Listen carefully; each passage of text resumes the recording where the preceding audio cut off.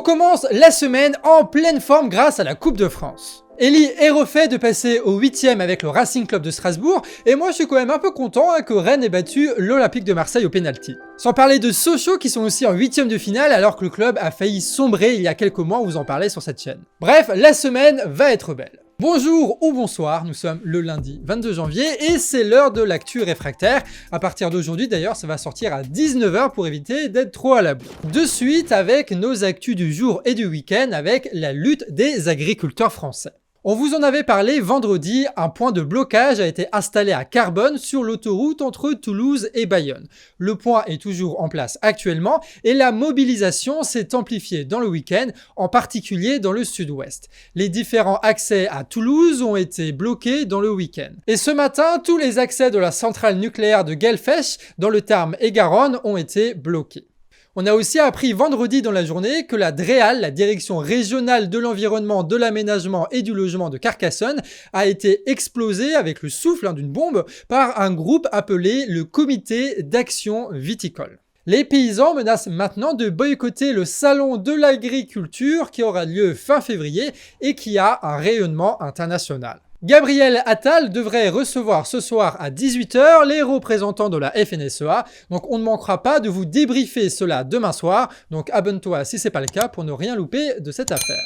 On poursuit avec votre feuilleton préféré, Oudéa Castéra. Mediapart a révélé que son fils aîné, vous savez le seul qui a goûté à l'enseignement public, a pu bénéficier de passe-droit dans Parcoursup pour rester à Stanislas en prépa. Le système est généralisé à tous les élèves prestigieux de l'établissement, c'est pourquoi le ministère de l'Enseignement supérieur vient de rappeler à l'ordre l'école. La ministre de l'Éducation, des Sports, des JO et de l'ascenseur social culmine aujourd'hui à 6% de cote de confiance auprès des Français. On reste au nouveau gouvernement, mais cette fois à la culture. On apprend par Libération que Rachida Dati aurait préféré un autre ministère que la culture.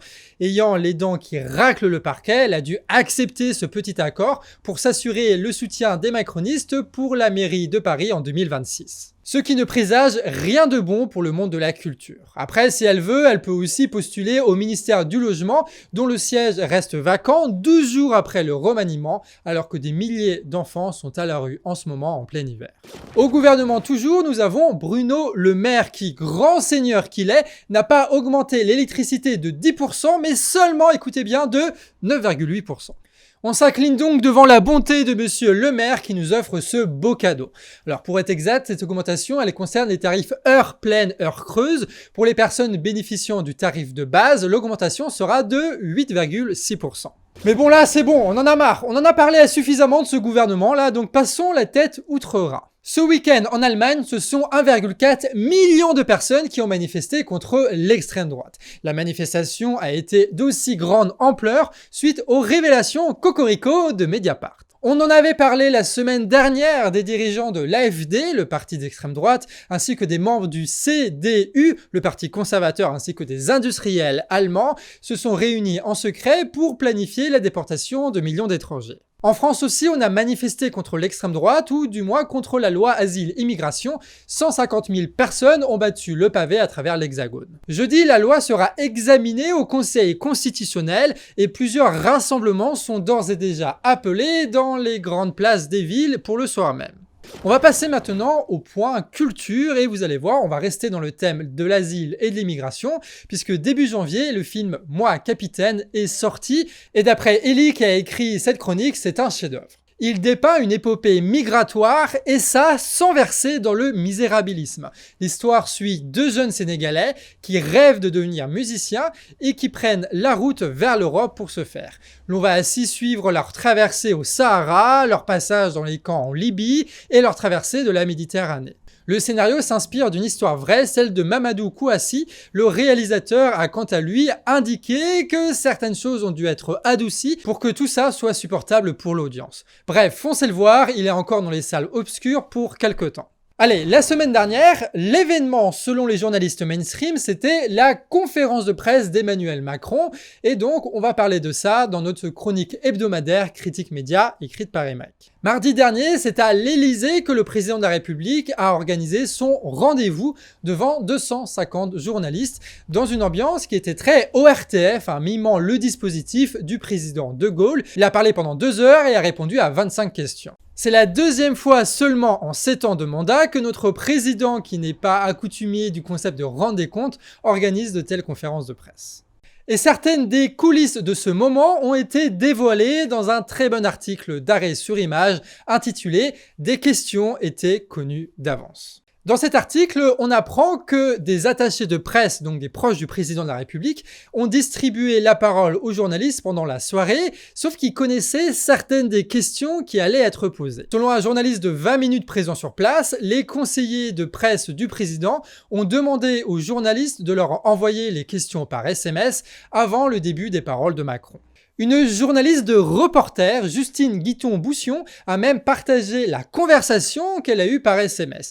On peut y voir bien un attaché de presse qui lui répond « Bien noté votre question et vous pourriez être la prochaine ». En plus de ça, beaucoup de journalistes se sont plaints de ne pas avoir pu poser leurs questions. Thomas Legrand, journaliste de Libération de France Inter, a même quitté la réception pour ce motif. Ce que n'ont pas fait BFM TV, qui a pu poser 3 questions, et TF1, qui a pu poser 2 questions. Ce sont les grands privilégiés de la conférence, ils ont pu recueillir, eux, la parole présidentielle. Après la parution de l'enquête d'Arrêt sur Image, BFM TV a d'ailleurs fait du fact-checking en reprenant la parole de l'APP, l'association de presse présidentielle, l'association qui dément avoir donné des consignes et déclare que ce genre de pratique ne serait pas acceptable.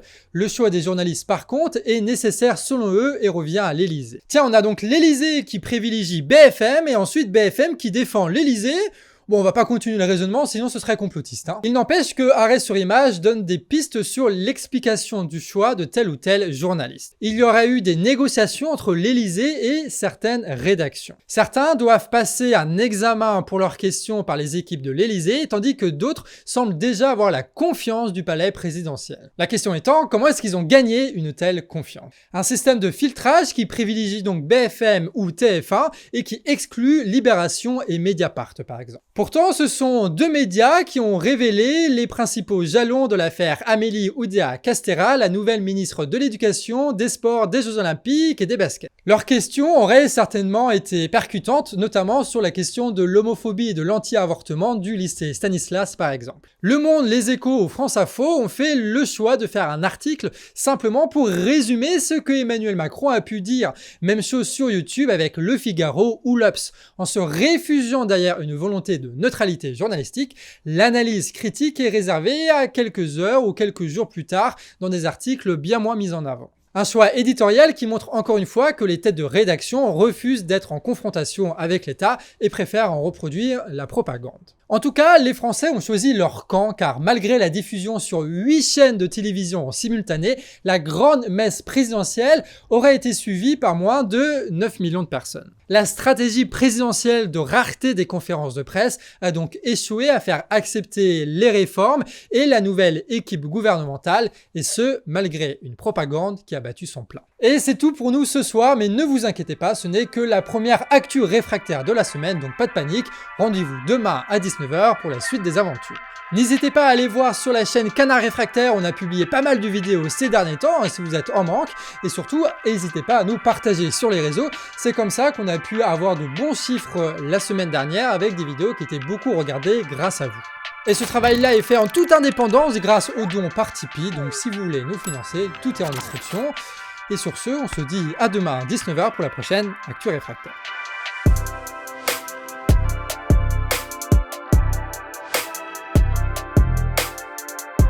Quack.